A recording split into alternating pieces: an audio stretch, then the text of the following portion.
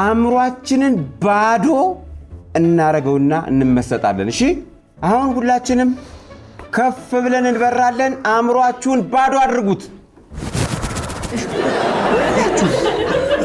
አእምሯችሁን ባዶ አድርጉት። እንደድብ ባዶ እናርገው ማለት ያንተማ ባዶ ነበርኩ መጀመሪያ። ያስቸግርም ያንተ ለኔ ቀለኛል ማለት ነው። መብራት አንተ ተመሰጥ። እሺ እሺ። ለምንድን ነው እጃችሁን ዘረጉት?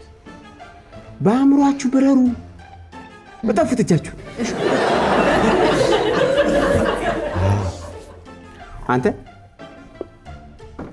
ቺንቶ እኔ እንኳን በጣም እየጣርኩ ነው፣ እየሞከርኩ ነው። በጣም ምን ለማድረግ ነው የምትሞክሪው? ለመብረር? አእምሮሽ ባዶ ሆኗል?